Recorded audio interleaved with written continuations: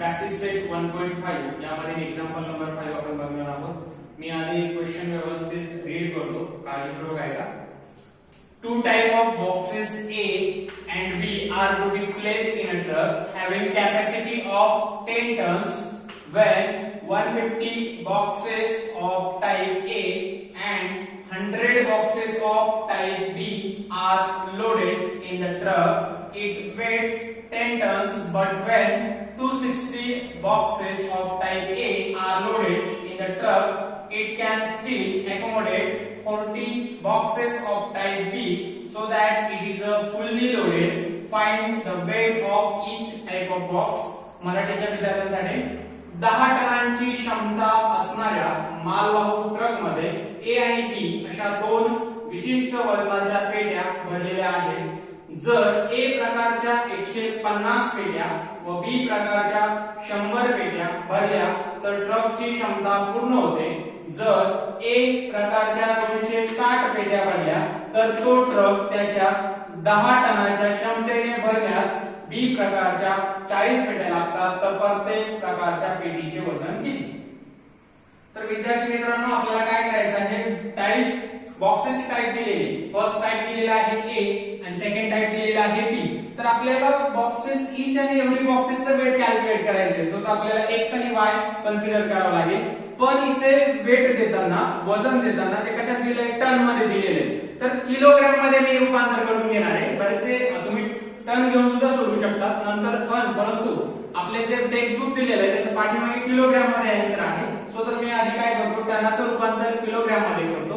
टनाचं रूपांतर किलोग्राम करणं म्हणजेच काय, 1 टन बरोबर 1000 किलोग्राम असतं. 1 टन बरोबर किती असणार आहे, 1000 किलोग्राम. तर 10 टन बरोबर किती होईल, 10 टन बरोबर किती होईल, तर आपण काय करणार, 10 गुणिले किती करणार, 1000. 10 गुणिले 1000 केल्यानंतर आपल्याला उत्तर मिळतं 10,000. राईट. तेच सेमीच्या विद्यार्थ्यांसाठी काय असेल, 1 ton is equal to 1000 kg. therefore काय असेल, 10 ton is equal to 10 into 1000. So the answer काय मिळेल आपल्याला, 10,000 kg. राईट. हे कन्वर्जन खूप इम्पॉर्टंट आहे.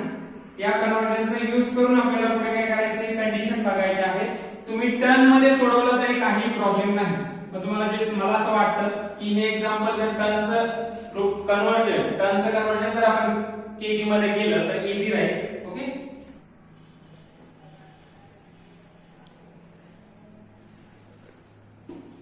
ओके, आता आपण फर्स्ट कंडिशन काय दिलेली आहे प्रॉब्लेम मध्ये, पहिली अट काय दिलेली आहे ती आपल्याला बघायची आहे.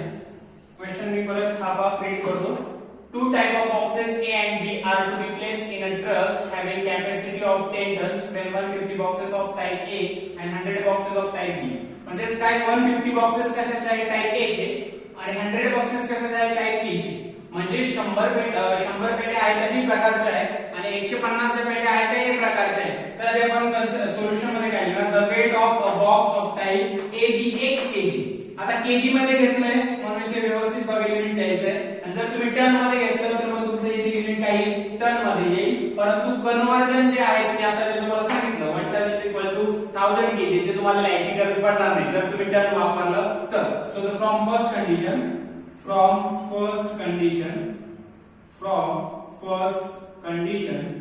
कंडिशन काय आहे आपली, किती बॉक्सेस आहे, 150 बॉक्सेस आहे. Okay, 150 boxes. त्याच्यानंतर टाइप A चे आहे, इम्पॉर्टंट काय आहे, कुठले आहे, टाइप A ची, आणि त्याचं वेट किती आहे, x kg. सो तर काय, 150 into x plus 100. Type B ची किती बॉक्सेस आहे, तर 100 बॉक्सेस आहे. 100 बॉक्सेस आहे. So the 100 boxes, 100 into y. y काय घेतलं, कारण टाइप B च्या बॉक्सचं वेट काय आहे, y kg is equal to किती आहे, 10 टन. पण 10 टनचं कन्वर्जन काय करतोय आपण, किलोग्राम मध्ये करतोय. सो तर किती आहे, 10,000. राईट. नेक्स्ट इथे काय लिहिलं मराठीच्या विद्यार्थ्यांसाठी, पहिल्या अटीनुसार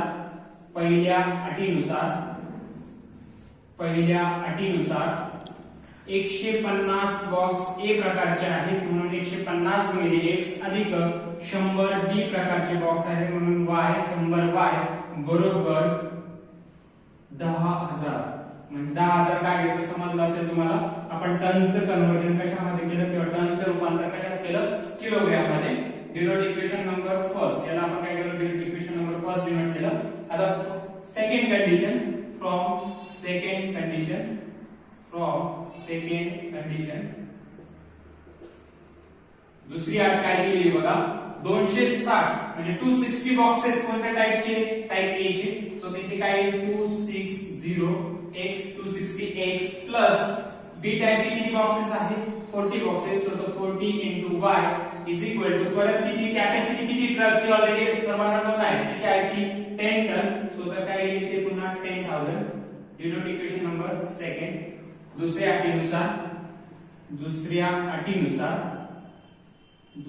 अटीनुसार काय येईल, किती बॉक्सेस आहे ए प्रकारचे 260 बॉक्स आहेत किंवा पेट्या आहेत. 260x अधिक 40y बरोबर 10,000. आता दोन्ही ठिकाणी 10,000 का आलंय, कारण त्या ट्रकची जी क्षमता आहे ती 10 टनाची आहे आणि 10 टन म्हणजेच काय 10,000 किलोग्रॅम. आता पहिली आठ आणि दुसरी आठ जर तुम्ही व्यवस्थित बघितले, फर्स्ट कंडिशन आणि सेकंड कंडिशन, तुम्ही काय करू शकता, तुम्हाला हे इक्वेशन खूप मोठे वाटत असेल किंवा कॅल्क्युलेशन करायला तुम्हाला असं वाटत असेल की खूप कठीण जाईल की काय, तर पहिल्या जे फर्स्ट इक्वेशन आहे त्याला तुम्ही काय करणार, 10 नी थ्रू आउट डिवाइड करून घेणार. 10 नी काय करणार, थ्रू आउट डिवाइड करणार, म्हणजे 10 ने तुम्ही पहिल्या समीकरणाला भाग देणार, ते समीकरण मिळेल. परत दुसरं समीकरण जे आहे ते दुसरं समीकरण तुम्ही ऍज इट इज जसं तसं ठेवणार आणि इथे तुम्ही ज्यावेळेस 10 ने भाग दिल्यानंतर 1 0 काय होईल, ती कॅन्सल होऊन जाईल आणि मग याला समीकरण जे तुम्हाला इक्वेशन नंबर 3 मिळेल त्याने काय करायचं, तुम्हाला 4 ने मल्टिप्लाय करायचं आहे आणि ते सॉल्व्ह करायचं आहे. आता फर्स्ट इक्वेशन आणि सेकंड इक्वेशन कसं सॉल्व्ह करायचं, याच्या 4 पद्धती ज्या आपण बघितल्या किंवा मेथडच्या 4 मेथड बघितल्या, त्यापैकी कोणतीही मेथड वापरा आणि हे एक्झाम्पल तुम्ही घरी सॉल्व्ह करायचं आहे. एक्झाम्पल नंबर 6 मी आधी रीड करतो. Example number 6. Out of 1900 kilometer, we shall travel some distance by bus and some by aeroplane. Bus travels with average speed 60 km per hour and the average speed of aeroplane is 700 km per hour. It takes 5 hours to complete the journey. Find the distance we shall travel by bus. मराठीच्या विद्यार्थ्यांसाठी, विशालने 1900 किमी प्रवासापैकी काही अंतर बसने तर काही अंतर विमानाने पूर्ण केले. बसचा सरासरी वेग 60 किमी दर तास आहे, तर विमानाचा सरासरी वेग 700 किमी दर तास आहे. जर हा प्रवास 5 तासात पूर्ण केला असेल तर विशालने बसने किती किमी प्रवास केला. बरं विद्यार्थी मित्रांनो, आपल्याला काय करायचंय, विशालने बसने केलेलं अंतर काढायचं आहे. ते अंतर काढण्यासाठी आपण बघा इथे काय करणार, let Vishal travel x kilometre by bus and y kilometre by aeroplane. विशालने बसने कापलेले अंतर x किमी व विमानाने कापलेले अंतर y किमी घेऊया. बरं काय करतोय, तो दोन साधनांचा वापर करतोय. पहिलं साधन काय आहे, बस, आणि दुसरं काय आहे, विमान. तर आता विमानाने काही अंतर आणि काही अंतर बसने, तर आपण x आणि y किलोमीटर आधी फक्त आपण अंतर घेणार आहोत. तर सायन्स या विषयामध्ये, विज्ञान विषयामध्ये तुम्ही एक सूत्र बघितलं आहे, distance is equal to speed into time. Distance is equal to speed into time. अंतर बरोबर वेग गुणिले वेळ. आता हे सूत्राचा वापर करून आपल्याला हे उदाहरण सोडवायचं आहे. त्या फॉर्म्युलाचा वापर करून आपल्याला हे एक्झाम्पल सॉल्व्ह करायचं आहे. तर आपल्याला इथे कंडिशन देत असताना फर्स्ट कंडिशन तर अतिशय इझी आहे, पहिली अट अतिशय सोपी. ती कशी, की आपल्याला तो काय करतोय, एकूण अंतर किती कापतोय 1900, म्हणजे टोटल डिस्टन्स किती ट्रॅव्हल करतोय 1900. सो तर काय करणार आपण, x किलोमीटर बसने आहे आणि y किलोमीटर कशाने असणार आहे, एरोप्लेनने. सो फ्रॉम फर्स्ट कंडिशन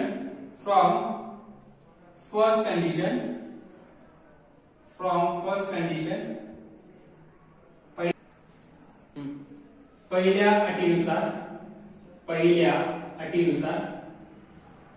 आता पहिली अट काय आहे बघा, बसने किती डिस्टन्स ट्रॅव्हल केले x किलोमीटर आणि एरोप्लेनने किती केलेलं आहे y किलोमीटर. सो तर काय येईल, x plus y is equal to 1900 kilometre. Denote equation number first. पहिलं समीकरण काय मिळेल बघा, x किमी अधिक y किमी बरोबर 1900. समीकरण नंबर 1. आता समीकरण 1 का दिलं बघा, कारण दोन प्रवास केले, काही बसने केले आणि काही कशाने केले, विमानाने, म्हणून ते आपण फक्त अंतर घेतलेले. परंतु आता second condition, from second condition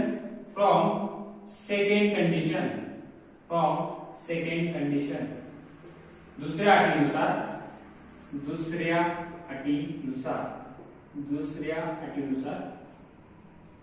आता दुसरी अट काय आहे बघा, दुसरी अट असं सांगितलं त्यांनी, एव्हरेज स्पीड किती दिलेलं आहे 60 किलोमीटर पर आवर.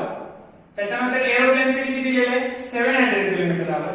तेच मराठीत काय दिलं बघा, बसचा सरासरी वेग किती आहे 60 किमी दर तास आहे आणि विमानाचा किती आहे 700 किमी दर तास आहे. परंतु इथे जे बघितलं आणि किती तासात पूर्ण करतोय तो प्रवास 5 तासात पूर्ण करतोय. परंतु आधीची जी अट होते तिच्यामध्ये आपल्याला वेळ आणि वेग याचा कसलाही संदर्भ किंवा स्पष्टीकरण दिलेलं नव्हतं. मग आता सेकंड कंडिशन मध्ये काय झालंय, एलएचएस पार्ट झाला स्पीड मध्ये आणि आरएचएस पार्ट कशामध्ये झाला टाइम मध्ये. सो तर आपल्याला टोटल जे इक्वेशन किंवा पूर्ण जे समीकरण आहे पूर्णपणे एक तर वेग मध्ये न्यायचंय एक तर वेळ मध्ये न्यायचंय. मग आपण काय करूया वेळ मध्ये. सो तर आपला फॉर्म्युला काय होईल मग, हा या फॉर्म्युल्यावरून काय मिळेल बघा, time is equal to formula काय असेल, डिस्टन्स अपॉन स्पीड. म्हणजेच काय मिळेल मराठीत, वेळ बरोबर अंतर भागिले वेग. आता या सूत्राचा वापर करून आपल्याला सेकंड कंडिशन मिळणार आहे. तर सेकंड कंडिशन मध्ये बघा आपल्याला काय दिलेलं आहे 60 किलोमीटर पर आवर कशाचा आहे, बसचा आहे आणि डिस्टन्स किती आहे x. सो तर x आपण काय होईल 60. हे कशाचं आहे हे बघा, हा टाइम कशासाठी लागणार आहे बससाठी. सिमिलरली कशासाठी एरोप्लेनसाठी किती मिळेल तो y/700 इज इक्वल टू किती मिळेल 5 आवर्स. हे बघा प्रत्येक टर्म जी आहे, प्रत्येक टर्म कशामध्ये टाइम मध्ये, ही टर्म सुद्धा कशा आहे टाइम मध्ये, ही सुद्धा कशामध्ये टाइम मध्ये आणि ही टर्म सुद्धा कशी आहे टाइम मध्ये. कशी केली बघा, x/60 का आलं, कारण फॉर्म्युला काय distance upon speed. Distance x कशाचं आहे बसचं आहे, त्यानंतर 60 काय आहे स्पीड आहे. मग स्पीड लिहिलं, हे कशाचं झालं मग, हे हा टाइम कशाचा झाला बसचा, हा टाइम कशाचा झाला एरोप्लेनचा आणि हे टोटल किती टाइम मध्ये होतंय 5 आवर मध्ये. सो तर टोटल टर्म जे आहे त्या कशात मिळाल्या टाइम मध्ये मिळाल्या. ओके, म्हणजे डिनोट इक्वेशन सेकंड. इथे पण दुसऱ्या अटीनुसार काय मिळेल बघा आपल्याला, x भागिले 60 अधिक y भागिले 700 बरोबर 5. समीकरण 2. आता हे समीकरण 2 आहे ते पूर्ण कशात मिळालं, वेळेत मिळालं. आता बघा तुम्हाला इथे 60 इथे काय दिसतोय 700 दिसतोय. तर तुम्हाला छेद कसा करून घ्यायचा आहे 4 का. तर तुम्ही काय करणार, तिरकस गुणाकार करणार आणि हे समीकरण 1 व समीकरण 2 व्यवस्थितरित्या तुम्हाला घरी सोडवायचं आहे. कुठलीही पद्धत वापरा, मी तुम्हाला आता पुन्हा सांगायची गरज पडणार नाही, तुम्ही घरी व्यवस्थितरित्या सोडवायचं आहे. अडचण आल्यास तुम्ही मला मोबाईल नंबरवरती कॉन्टॅक्ट केला तरी चालेल.